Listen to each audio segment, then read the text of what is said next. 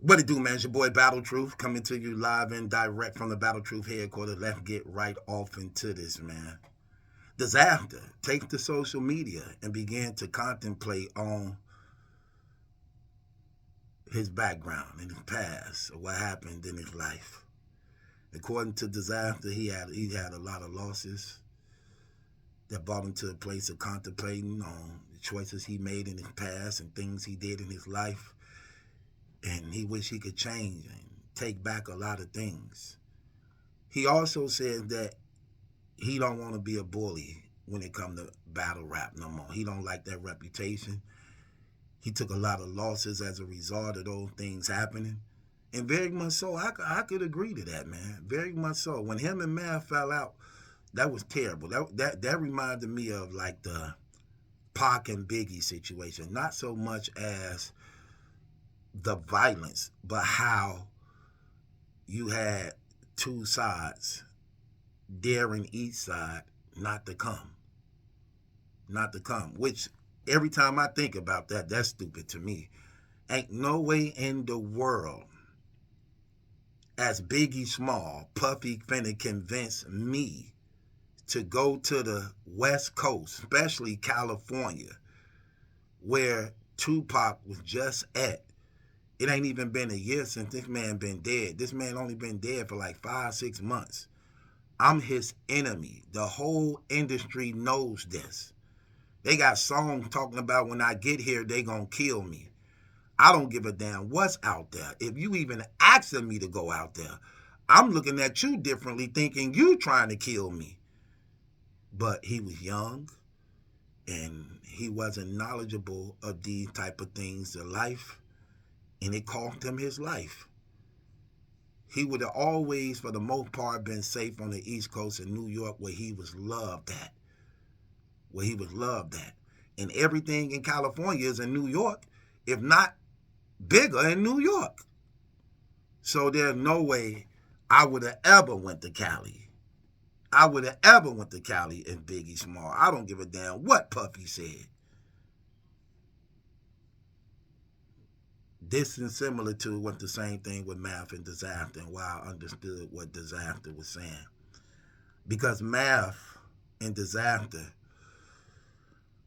um, that took away from both them brothers. A lot of battles didn't go down as a result of that. A lot of battles Math couldn't really take in California, especially when URL and them be doing they Cali events over there, traffic, and I think that's what Caffeine actually was at too, for the most part. That's when they started doing a lot of those West Coast battles out there on Caffeine, you know. Um, then you had Disaster, couldn't do a lot of the East Coast, New York battles. Remember, they even snuck him to one event one time. Does that remember the Disaster and Hollow? Two of the biggest battle rappers in battle rap had no promotion whatsoever, was announced as a surprise battle because they couldn't make it be known that Disaster would be in the building. So they snuck him to Boston. Like, because of the Math Alpha situation. And yeah, you brothers messed up a lot on that. And for the most part, I can understand Math believing that, knowing that he was jumped. Ain't no use of underplaying that. He was jumped, and as a result of being jumped, he felt that it was unfair. And I know that he wanted to shoot the fade with Disaster to run it back on a fair one. Disaster spoke on that. It was supposed to have happened. Both of them had agreed. Both of them was in training. Both of them was supposed to get paid because the fight was going down. They both agreed to it, and it never happened. Then Disaster talked about at one time they did make peace. I remember that too. It was during the time Math's brother was diagnosed with cancer, and he was fighting for his life. And Disaster ended up showing support and love, donating money to his GoFundMe, and they were supposed to have squashed their differences behind that, but like he said, somehow it came back up. According to him, Mav did it. But whoever whether it's him or Mav. I get it. As you get older, you begin to think on your life. And sometimes it takes for you to lose things for you to know what's really important, like he was saying. Dizaster seemed like he was serious about what he said, and I could tell that it may be true because there was a time he would run to the internet, threatening people, challenging people. Remember, he was actually even saying at one time, uh, don't come to the West Coast, like to Briz and T-Top to some degree. Y'all remember that? Uh, and we know that he used to do that. He used to be very, very uh, threatening and aggressive towards a lot of them. And I actually called him out on that a few times too, because like I said, that ain't right and that ain't good, bro. To actually be that way, because that usually was never you. You know what I'm saying? And until the Mav thing happened, then he started wearing that villain role. Um, so as I'm listening to him talk, he seemed genuine that he actually mean it. And I could tell, look, when you get older, you do think about a lot of things you did when you was younger. You have to bless and thank God that you didn't die when so many people did, or lost their freedom when so many did. So you were spared both death and your freedom as a result of God, mercy, and compassion being on you. And you began to see the things in your life that could have been better, the people you lost, the money you lost, and where you could have been if it wasn't for what you did do. So I can see how all those things can play a part in wanting to change, wanting to do things differently, wanting a whole different outlook on life, wanting to not have to look over your shoulder, wanting to mend bridges and tear down walls and fences. I get that. And that's what makes you a man when you able to do that. You got Mav number, whether he want to accept it or not. As a man, I would have reached out and called him, and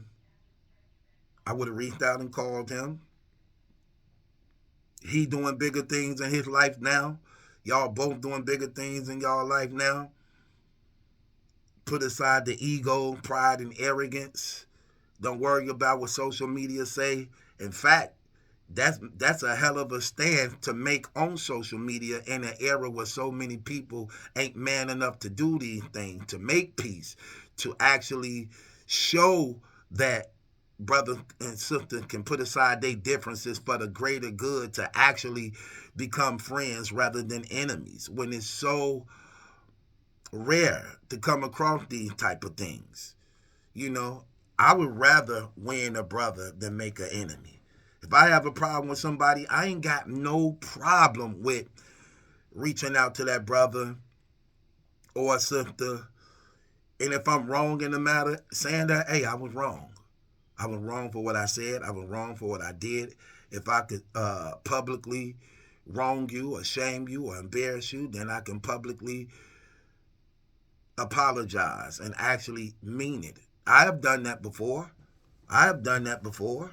You know, on a couple occasions, I have done that. Matter of fact, I'm gonna bring y'all to the remembering of some.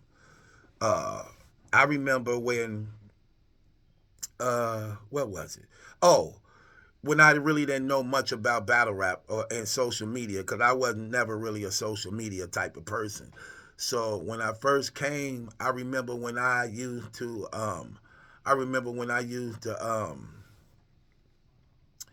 I used to be doing videos, and I didn't know nothing about social media. I didn't know nothing about trolling. I didn't know nothing about uh, uh, a lot of the things that people do now that you have to look into to find out what's true. And I remember one guy, uh, uh, no, Jay Black had been gone for like a month or so, probably more than a month. And from the people on the outside, we didn't know what was going on, but people in the inner circle knew what was going on, but they didn't make it public and didn't make it known out of respect for him and what he was going through. So we didn't we who was on the outside didn't have an idea, a clue of what was going on. And then I started getting inboxes from these guys who said they from Philly like him. And they were saying, because we didn't know and nobody knew what was going on, so they were saying, we know what happened to Jay Black. We got proof that he got arrested, he locked up, you know what I'm saying? And as a result of him being arrested and locked up, remember, this was right after Tech 9. This is right after the Tech 9 situation. So they was like, he got arrested, he finna do some time, and they were saying they were from Philly and they were running it down. And I thought I had got breaking news. So what I did, I went to the internet like, yeah, I know where you at, brother. You know, I know what's going on and why you ain't been on the internet. But I didn't really go into details about it. But I let it be known, like, I was aware of why you not here. But come to find out, those guys lied. They was lying on him. And he was gone because his mama had passed. So he was in mourning for his mother. And when I got knowledge of that, I was like, man, these dudes dirty in this battle rap community. Like, why would they be lying like that and saying stuff like that? But they didn't. But they didn't know his mama was gone either. Nobody knew his mama was gone. So I'm not gonna say that they did, but still did that, because nobody did. But it was just the point of why would they be saying that this man locked up and he called a case and this and that when that wasn't true. So when I came to the knowledge of that, I apologize. That's the first time I actually showed my hair, because everybody was asking to see my hair, like, show your hair, show your hair. And I figured since I publicly shamed him and insinuating he may have been locked up and it wasn't true, then so in good faith, just to let him know that I was genuinely apologetic in the nature by not being wise enough to look into these things before saying it. That's when I took off my do-rag for the first time and revealed my hair. When people was actually trying to pay me to do that stuff, they was actually trying to pay me to show my hair, because people thought I was receding. They thought my hairline was, messed up and stuff. So they used to want to pay me to show that. So I took it off for free to just let that brother know that that one was on me. I was out of pocket, because I should have looked into those sources rather than insinuating that man was incarcerated when he was actually mourning his mother. See, it's real things like that. Real things like that, And some of y'all might say, well, what about Unbiased? Why you don't make peace with him? Again, I've been on record many times. I don't hate that dude. I don't hate him at all. What he did was wrong and out of pocket, though. And this is what I'm trying to tell y'all. Some of y'all speak knowing the truth. Some of y'all speak don't know the truth. When we talking about a guy that's literally on record for either raping or assaulting over 8 different women. 8. Okay? He's charged with 3 right now, who had a real operation going on by which he was posing as an Uber driver, raping these women, had guns, threatening to kill them. That ain't nothing to joke about. That ain't nothing to play with. Everything ain't funny. Everything ain't internet. This is real. When one of his victims came to the internet and that woman was telling you how she afraid for her life and her son, and y'all wanted to run her out of here and shame her because you like him so much, that was wrong. That was out of pocket. That woman was there when he was taking her body against her will.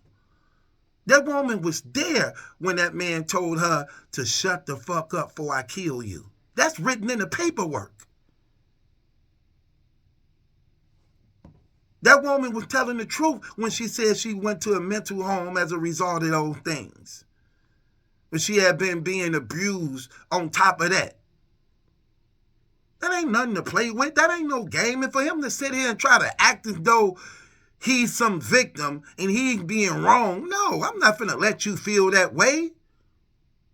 No, I'm not finna let you feel that way. I'm not finna make you think that we wrong for covering this thing that you did. No, that's entirely different. That's entirely different. And I still don't hate the guy. I just know that he's a scumbag. He's a dirty dude, a dirty, low-down, lying, manipulating, evil, wicked dude. And he was married. You had a wife. And you was doing that. Like, come on, I'm not finna play these games. And you come on this internet, try to act like you better than everybody. Try to act like you got more than everybody. And you sitting up here raping these women, these black women too. We black. Like, no, nigga, I'm not finna. I don't care who you is. No. Sorry. No. No, no, no. No, no. Get up out of here with that trash. Y'all saw Mason copy my stuff? Did y'all see the Mason Cameron show where this dude literally copying my stuff? Got the gavel, saying the no, banging it 5 times. Like, come on. I mean, I get it. They don't like to admit. They don't like to admit. Man, come on, man. Like I said, man, 50 million views in 5 years. So I get it. I get it. It is what it is. That being said, it's your boy Battle Truth, man. But shouts out to Dizaster, man. Yeah, I get it, Dizaster, man. If that's the goal you on, if that's what you on, bro, man, take care of your business. Do the right thing, man. You growing up, man. Admit where you wrong at, man. If you can make peace with that brother, man, make peace with that brother if he willing to do so. But even if he ain't willing to do so, at least you did it. At least you made the initiative. The rest is on him, but I'm with you, man. You know what I'm saying? And if anytime you can admit where you went wrong and willing to correct it, who am I? Who am I?